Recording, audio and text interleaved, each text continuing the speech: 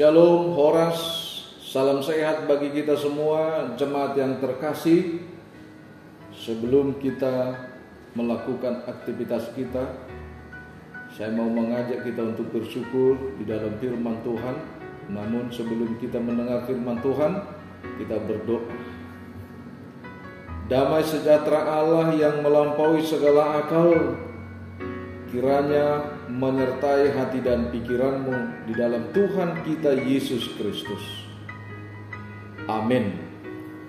Bapak Ibu Saudara-saudara, firman Tuhan yang menjadi renungan hari ini pada Selasa 1 Juni 2021 tertulis di dalam 2 Timotius pasal 3 ayat 14. Saya akan bacakan untuk kita. Tetapi hendaklah engkau tetap berpegang pada kebenaran yang telah engkau terima dan engkau yakini, dengan selalu mengingat orang yang telah mengajarkannya kepadamu. Tetapi hendaklah engkau tetap berpegang pada kebenaran yang telah engkau terima dan engkau yakini, dengan selalu mengingat orang yang telah mengajarkannya kepadamu. Demikian firman Tuhan. Jemaat yang terkasih, kita kembali disapa oleh firman Tuhan mengenai apa yang sangat mendasar dalam kehidupan kita. Apa itu? Firman Tuhan mengangkat satu topik, yaitu kebenaran.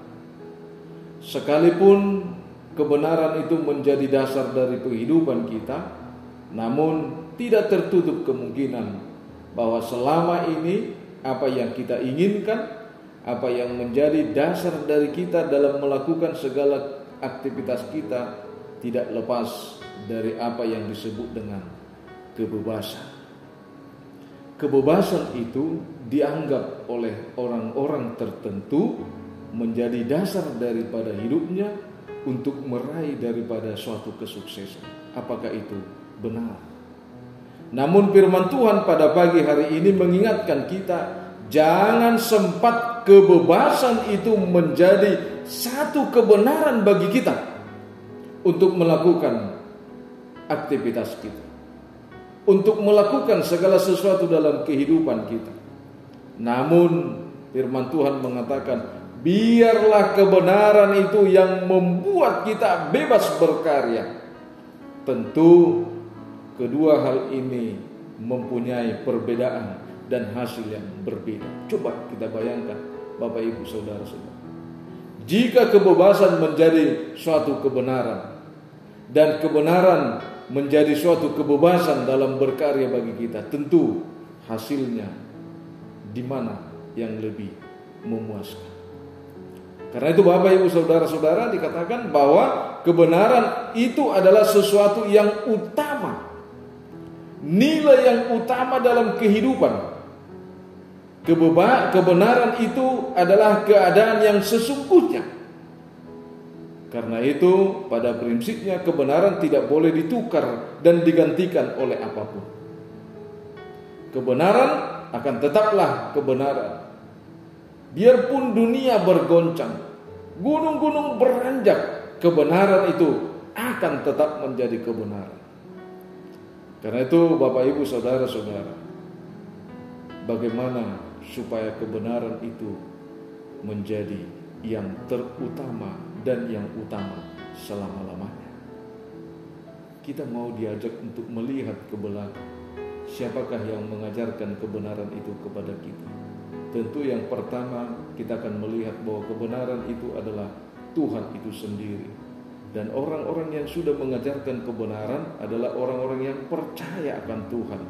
Tentu ketika kita mendapatkan kebenaran dari orang-orang yang mengajarkan kepada kita, itu tidak hanya sebatas teori, itu tidak hanya sebatas karya tangan, tapi kebenaran itu merupakan bukti daripada perbuatan dan tindakan mereka. Oleh karena itu Bapak Ibu Saudara-saudara, belajar melakukan kebenaran itu berarti kita belajar hidup jujur.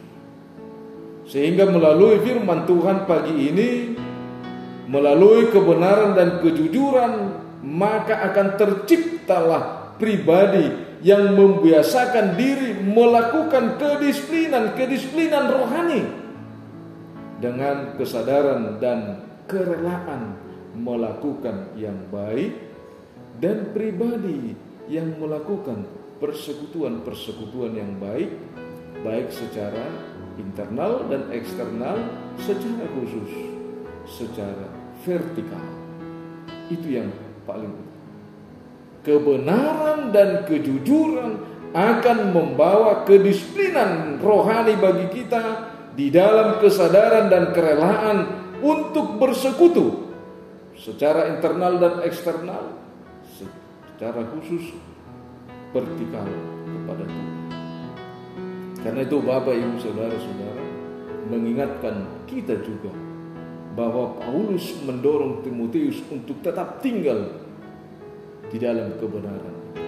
Artinya, itulah pentingnya kebenaran bagi Paulus untuk generasinya Timotius. Sehingga diyakini melalui firman Tuhan pada pagi hari ini dikatakan, hendaklah engkau tetap berpegang pada kebenaran yang telah engkau terima dan engkau yakini. Apa kebenaran yang sudah diterima? Yang pertama, kebenaran itu adalah firman Tuhan. Sebagaimana di dalam firman-Nya Tuhan menyatakan kasih kesetiaannya, dan itulah bukti dan fakta kebenaran Tuhan itu sendiri. Bapak Ibu Saudara-saudara, firman Tuhan tidak saja mengajar kita, tetapi juga meyakinkan kita bahwa kebenaran itu adalah ada di dalam Tuhan itu sendiri. Bahwa kebenaran itu adalah di dalam firman-Nya sendiri. Ketika kita percaya kepada firman-Nya, maka kita hidup di dalam kebenaran. Ketika kita melakukan kebenaran, maka kita hidup di dalam Tuhan. Kedua-duanya tidak bisa terpisahkan, antara Tuhan dengan firman-Nya, antara firman-Nya dengan Tuhan. Bapak Ibu Saudara-saudara, apa yang dimaksud dengan berpegang? Berpegang tidak hanya sebatas menyentuh atau hanya sekedar mengakui, tetapi berpegang itu jauh ditegaskan tentang kepemilikan dan kecintaan. Ketika kita berpegang dengan firman Tuhan, maka kita akan katakan, ini adalah milik saya. Bahwa tanpa firman Tuhan ini saya tidak menjadi apa-apa. Oleh karena itu, kepemilikan dan kecintaan itu akan dinyatakan sebagaimana kita berpegang dengan firman Tuhan, atau sebagaimana firman Tuhan dinyatakan di dalam Mazmur 119 ayat 105 itu. Bahwa dia menjadi suluh, terang, dan tongkat. Jemaat yang terkasih, demikianlah kepada kita pada pagi hari ini. Kebenaran itu menjadi dasar hidup kita. Bagaimana supaya kebenaran itu menjadi dasar hidup dari setiap orang yang percaya, dari setiap jemaat HKBP, dari setiap orang-orang yang telah dibangunkan oleh Tuhan dan telah diberikan Tuhan kesempatan berkarya pada pagi hari ini. Bapak Ibu Saudara-saudara, melalui firman Tuhan dikatakan, sebab aku teringat akan imanmu yang tulus ikhlas, yaitu iman yang pertama-tama hidup dalam nenekmu Louis dan ibumu Eunike. Jadi pemeliharaan rohani Timotius sudah dimulai sejak masa kanak-kanak. Itu diingatkan kepada kita Bapak Ibu Saudara.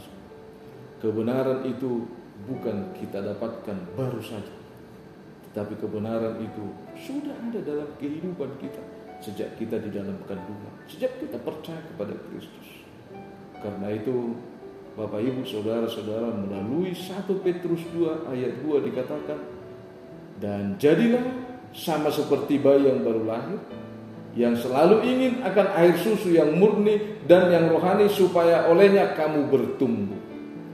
Bagaimana kita seperti anak bayi tadi, yang merindukan sentuhan, yang merindukan makanan yang murni untuk menjadi pertumbuhan jasmaninya. Tentu itu juga kita butuhkan. Bagaimana kerinduan kita untuk kebutuhan jasmani kita, demikian juga lebih lagi kerinduan kita untuk kebutuhan rohani kita. Di mana kebutuhan rohani kita itu hanya ada di dalam satu makanan, yaitu firman Tuhan.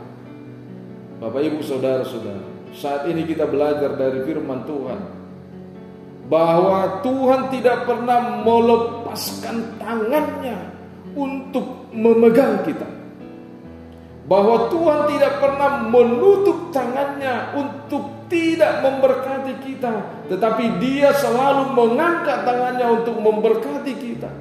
Dia selalu memberikan kepada kita waktu dan kesempatan. Itu berarti Tuhan tidak hanya memberi kita kesempatan untuk hidup, tetapi Tuhan memberikan kesempatan kepada kita untuk melakukan kebenaran itu kepada siapapun, dimanapun, dan oleh karena apapun. Karena itu Bapak, Ibu, Saudara-saudara, jemaat yang terkasih, Tuhan tidak pernah mengakhiri karyanya dalam hidup kita. Itu berarti Tuhan tidak pernah mensudahi kebenaran itu dalam kehidupan kita. Karena itu tetaplah berkarya di dalam hidup. Berkaryalah dalam kebenaran. Berkaryalah di dalam firman Tuhan. Jika engkau berkarya di dalam firman Tuhan, itu berarti memuliakan Tuhan itu sendiri. Selamat beraktivitas. Kita berdoa. Segala puji syukur bagimu Allah Bapa yang bertata di dalam kerajaan surga. Buat firman-Mu pada pagi hari ini, Tuhan telah mengingatkan kami supaya kami hidup di dalam kebenaran, supaya kami hidup di dalam firman. Kami yakin dan percaya melalui kebenaran-Mu Kau akan memberkati segala kehidupan kami. Melalui kebenaran-Mu Tuhan, kasih setia-Mu nyata bagi setiap orang-orang yang percaya. Kami yakin ketika jemaat-Mu dalam melakukan aktivitasnya, Tuhan akan menyertai dan memberkati mereka. Juga Tuhan akan memberkati setiap jemaat-Mu yang pada saat ini Tuhan, yang merindukan karya kesehatan bagi mereka orang-orang yang sakit, bagi mereka orang yang berduka, berikan penghiburan Tuhan. Kami yakin dan percaya Tuhan juga tidak akan pernah jauh dari bangsa dan negara kami ini untuk memberkati negara kami ini, mendamaikan sesama kami. Dan kami yakin bahwa Tuhan akan berkarya juga di tengah-tengah gereja-Mu HKBP, memberkati setiap pemimpin-Mu, memberkati setiap hamba-hamba-Mu sampai ke tingkat pos pelayanan. Kami juga berdoa buat jemaat-Mu Tuhan, apapun dan bagaimanapun aktivitas mereka, biarlah itu menjadi karya Tuhan yang terbaik dalam kehidupan mereka. Dengarlah doa kami ini hanya di dalam nama-Mu Tuhan Yesus Kristus Juru Selamat kami. Anugerah Tuhan kita, kasih setia Allah Bapa dan persekutuan Roh Kudus memberkati kita. Amin. Bapak, Ibu, Saudara-saudara yang terkasih, sebelum kita beraktivitas, terimalah salam dari kami, salam sehat. Jangan lupa melakukan protokol kesehatan, tetap berdoa, dan Tuhan Yesus memberkati. Horas.